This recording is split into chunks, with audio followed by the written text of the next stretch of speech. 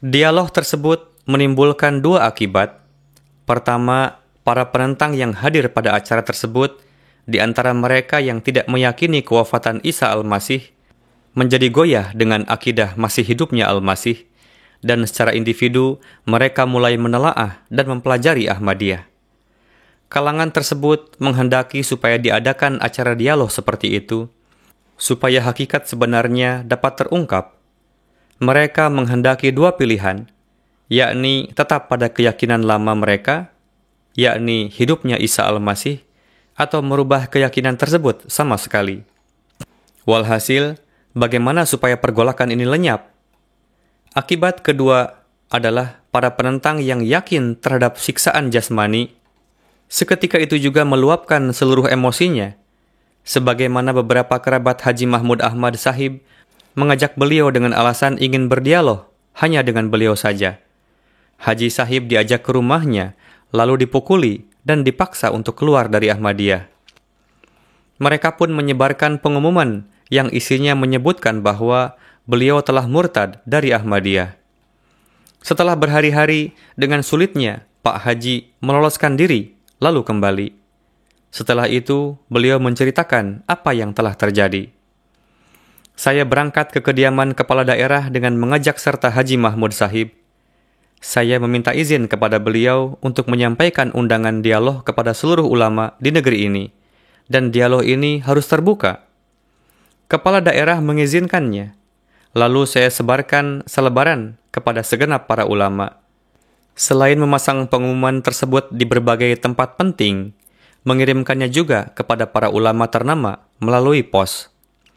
Dikirimkan juga selebaran ke berbagai surat kabar, sehingga press media secara terus-menerus memberikan komentarnya juga.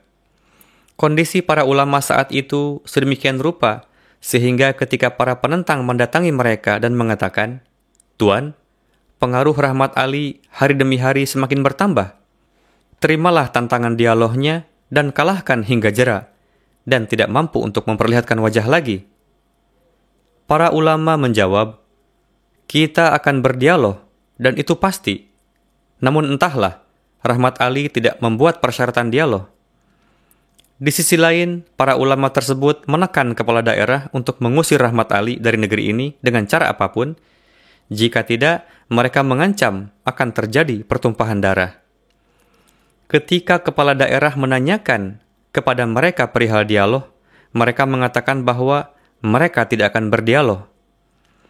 Ketika para penentang menyadari bahwa waktu terus berlalu, namun tidak ada dialog, lalu beberapa orang utusan mereka datang kepada saya mengkonfirmasi kepada saya, kenapa saya tidak menyusun persyaratan dialog?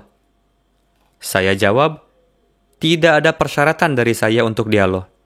Berapapun syarat dialog yang ingin diberikan oleh ulama Anda, saya siap untuk menerimanya.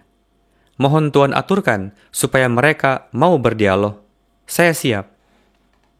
Setelah mereka pergi, saya juga menerbitkan selebaran mengenai kabar terbaru.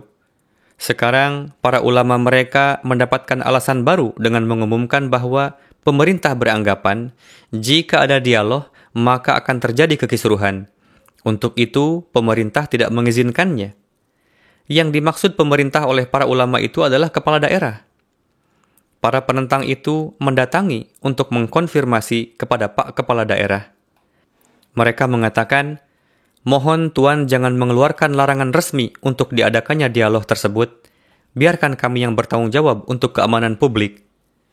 Mendengar ucapan mereka, Pak Kepala Daerah sangat heran dibuatnya, karena beliau telah mengeluarkan izin resmi untuk diadakannya dialog. Setelah memahami apa yang terjadi, Pak Kepala Daerah mengatakan pada perwakilan penentang bahwa sebenarnya ulama kalian tengah bersikap tidak jujur kepada kalian. Ternyata mereka tidak berani untuk tampil dialog. Para ulama mengatakan bahwa mereka tidak akan berdialog. Tolong usir Rahmat Ali dari negeri ini. Sementara di sisi lain, para ulama mengatakan pada kalian bahwa pemerintah tidak memberikan izin diadakannya dialog. Mendengar itu, terbukalah mata para penentang. Untuk lebih yakinnya, para penentang itu meminta kepada Pak Kepala Daerah untuk menulis secara resmi ditujukan kepada perwakilan penentang itu dari pemerintah berkenaan dengan para ulama bahwa mereka tengah bersikap tidak jujur. Kemudian Pak Kepala Daerah menulis pernyataan resmi ditujukan kepada mereka. Bisa dibayangkan gejolak api amarah yang meliputi perwakilan para penentang itu. Entahlah apa yang akan dilakukan mereka ketika berhadapan dengan para ulama itu. Tak terbayangkan mereka pergi ke kantor surat kabar dengan membawa surat dari Pak Kepala Daerah lalu menjelaskan semuanya kepada para editor surat kabar. Di dalamnya mereka mencela para ulama dengan keras dan ini terus berlanjut cukup lama. Namun para ulama tidak ada yang berani mengklarifikasi untuk menyampaikan pembelaan. Untuk dialog, kami telah menetapkan jangka waktu 2 bulan.